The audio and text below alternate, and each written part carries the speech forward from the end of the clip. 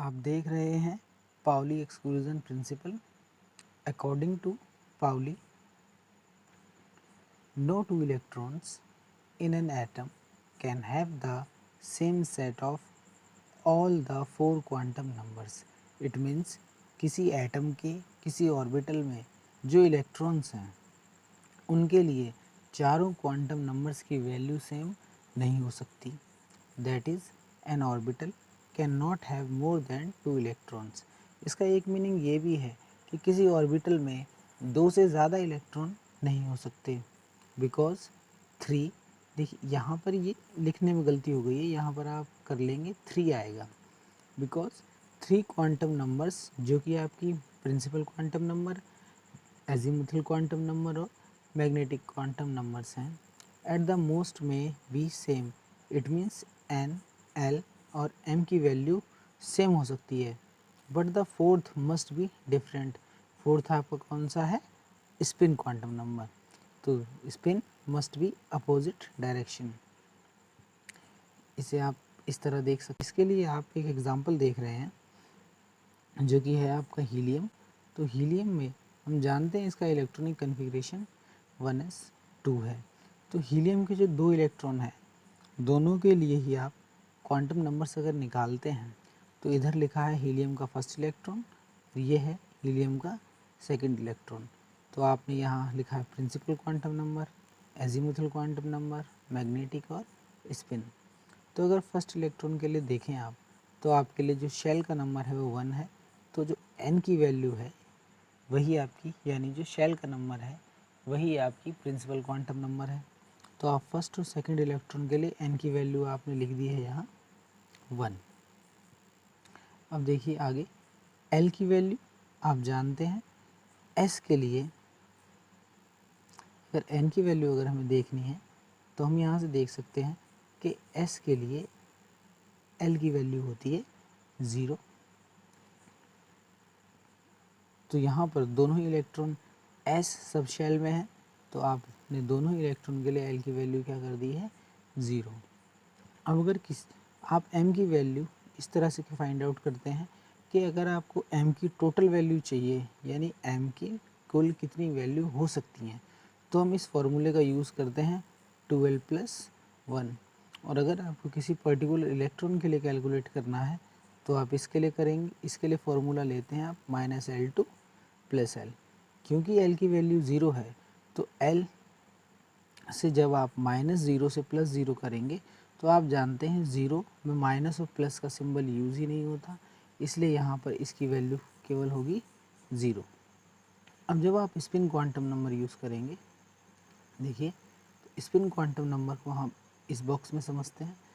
S में एक ही orbital है जिसे आप इस तरह बना सकते हैं। इसमें अगर आप 2 इलेक्ट्रॉन फिल कर रहे हैं, क्योंकि आपके पास यहाँ 2 इलेक्ट्रॉन हीलियम के इलेक्ट्रॉनिक कन्फिग्रेशन में 2 ही इलेक्ट्रॉन हैं, इसलिए हम यहाँ 2 ही फिल करेंगे। तो देखिए एक इलेक्ट्रॉन आप इस तरह अप साइड बनाते हैं, सेकंड आप इस तरह डाउन साइड बनाते हैं। तो जो आपका क्लॉकवाइज है उसकी वैल्यू होगी +12, जो कि ये रहा, और जो आपका एंटी क्लॉकवाइज है उसकी वैल्यू होगी -12, जो कि आपका ये रहा। तो स्पिन क्वांटम नंबर हमेशा ही डिफरेंट ही हो सकता है। नेक्स्ट आप देखते हैं, आगे आप देखते हैं अफबाउ प्रिंसिपल। आगे हम देख रहे हैं अफबाउ प्रिंसिपल। देखिए the electrons are filled in various orbital in order of their increasing energy. It means आप किसी ऑर्बिटल में अगर इलेक्ट्रॉन फिल करते हैं तो वो इलेक्ट्रॉन आपको इंक्रीजिंग एनर्जी के ऑर्डर पर फिल करने हैं। An order of lowest energy is filled first. It means जिस ऑर्बिटल की यहाँ पर ये आपका लिखने में गलती हुई है, आप यहाँ ऑर्बिटल कर लेंगे।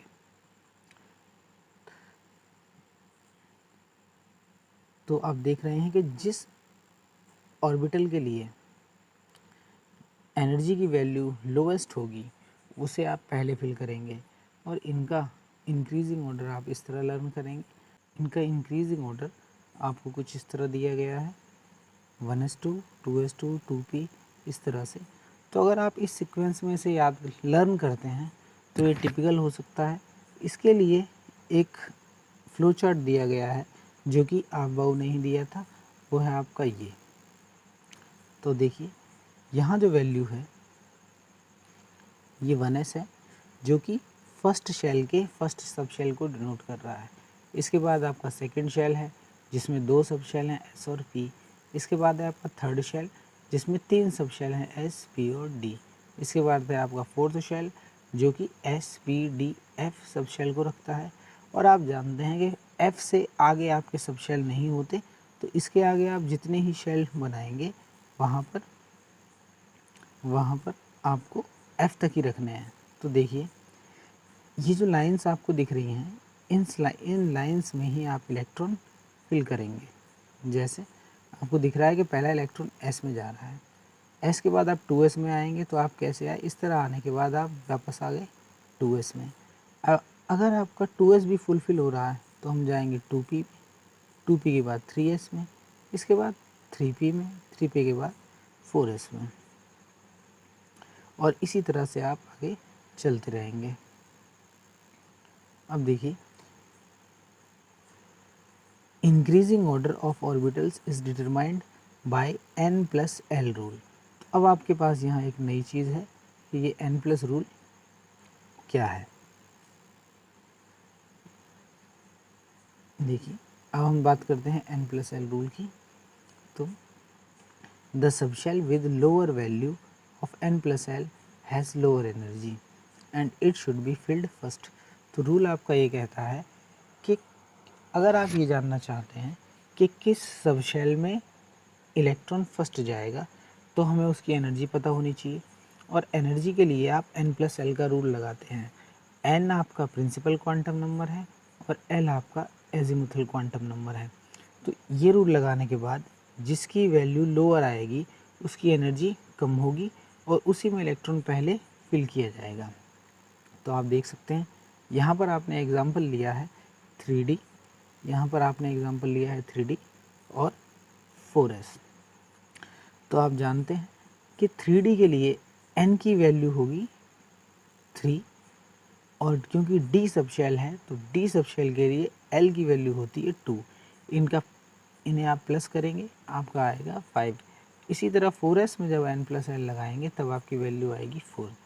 तो अभी आपने पढ़ा कि जहाँ एनर्जी लोअर आती है वहाँ पर इलेक्ट्रॉन फर्स्ट फिल किया जाता है, इसलिए 3D से पहले इलेक्ट्रॉन कहाँ जाएगा, आपका 4s में जाता है। सो 4s फिल्ड फर्स्ट। अब देखिए अगर हमें कोई ऐसी कंडीशन मिलती है जहाँ पर n प्लस एल की वैल्यू 2 ऑर्बिटल्स के लिए सेम आ जाए, जैसे if 2 subshell have same value of n plus l, then we need to know, यहाँ नो लिखना है, then we need to know n value which n has lower value it should be filled first. तो इसका example आप ये देखेंगे, यहाँ example आपने लिया है 3D और 4P। इन दोनों में अगर आप n प्लस रूल लगा रहे हैं तो 3D के लिए इसकी वैल्यू आ रही है 5 और 4P के लिए वैल्यू आ रही है 5। तो यहाँ पर दोनों ही केस में n प्लस एल की वैल्यू सेम है। तो अब आप लोअर n वैल्यू देखेंगे, जिसके लिए n की वैल्यू स्मॉल होगी वहीं आप इलेक्ट्रॉन फिल कर देंगे। तो आप देखिए in this situation we need to lower n value, thus 3D field first. तो 3D के लिए n की वैल्यू 3 है, जबकि 4P के लिए n की वैल्यू 4 है। तो जहाँ पर n की वैल्यू लो है उसमें इलेक्ट्रॉन फिल कर दिया जाता है। सो इलेक्ट्रॉन फर्स्ट जाएगा आपका 3D में। इसके बाद हम बात करते हैं हंस रूल पे। तो हंस रूल आपका कहता है, यह है आपका हंस रूल। हंस रूल आपका कहता है no electron can pair in the orbitals in a subshell until each orbital is occupied by one electron। It means जब तक किसी सबशेल के ऑर्बिटल में एक एक इलेक्ट्रॉन नहीं होते तब तक आप उसमें इलेक्ट्रॉन की पेयरिंग नहीं कर सकते। इसे एक एग्जांपल से देखते हैं। आप यहाँ पे लेते हैं हम इसे, मान लीजिए आपके पास P है, आपके पास एक सबशेल है P और आप जानते हैं इस सब शेल में 3 ऑर्बिटल्स होने वाले हैं, तो हमने यहाँ 3 ऑर्बिटल्स कर लीजिए। अब एक केस ले लेते हैं जब आपके पास है, यही केस ले लेते हैं कार्बन का, कि जब है आपके पास 2p2। तो रूल आपका ये कहता है कि आप किसी ऑर्बिटल में इलेक्ट्रॉन की पेयरिंग तब करेंगे जब सभी ऑर्बिटल में एक एक इलेक्ट्रॉन होगा। इट मीन्स आप यहाँ ये नहीं कर सकते कि इससे पहले ये जानिए कि जो p के 3 ऑर्बिटल हैं, इसमें से जो p का फर्स्ट है उसे हम कहते हैं px, जो सेकंड है उसे कहते हैं py, और जो थर्ड है उसे हम कहते हैं pz। तो आप ये जानिए कि जब आपके पास कार्बन के p में 2 इलेक्ट्रॉन हैं और अगर वो हम यहाँ भरना चाहें तो हम यहाँ ये नहीं कर सकते कि यहाँ पर px में ही दोनों इलेक्ट्रॉन फिल कर दें, ये नहीं कर सकते, क्योंकि अभी आपने पढ़ा कि पहले सभी ऑर्बिटल्स में एक एक इलेक्ट्रॉन आप देंगे, उसके बाद पेयरिंग स्टार्ट होगी। इट मीन्स अगर फर्स्ट इलेक्ट्रॉन px में गया है तो सेकंड इलेक्ट्रॉन आपका py में जाएगा। अब अगर मान लीजिए आपके पास यहाँ होता 2p3, अगर आपके पास ये कंडीशन होती तो आप क्या करेंगे, आपका जो थर्ड इलेक्ट्रॉन है वो pz में जाएगा। अगर यहाँ पर आपके पास 4 होता तो आप क्या करेंगे, अब आप वापस जब सभी में आपने सिंगल सिंगल इलेक्ट्रॉन फिल कर दिए, इसके बाद आप वापस px में आएंगे और अब इलेक्ट्रॉन यहाँ फिल किया जाएगा। तो इसे हम दूसरे तरीके से समझ सकते हैं कि अगर आपके पास p है और आप इसमें इलेक्ट्रॉन फिल करना चाहें तो इस तरह हम p को बनाएंगे। आप जानते हैं फर्स्ट वाला px है, सेकंड py, थर्ड pz। एक इलेक्ट्रॉन इस तरह, दूसरा इलेक्ट्रॉन इधर, तीसरा इलेक्ट्रॉन इधर, फोर्थ, फिफ्थ और सिक्स्थ, या इसे आप ऐसे भी देख सकते हैं। ये आपने 3 सब शेल बना लिए।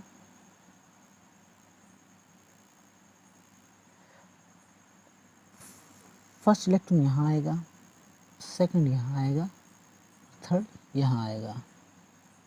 इसे थोड़ा क्लियर लिखते हैं, थर्ड आपका यहाँ आएगा। इसके बाद फोर्थ इलेक्ट्रॉन अगर है तो उसे आप यहाँ रखेंगे, फिफ्थ को आप यहाँ रखेंगे और सिक्स्थ को आप यहाँ रखेंगे। इस तरह से इलेक्ट्रॉन आपको फिल करने हैं। तो इसके बाद आपका ये फ्लोरीन का एग्जाम्पल है, इसे भी आप देख लें। इस लैब वीडियो में इतना ही। Thank you.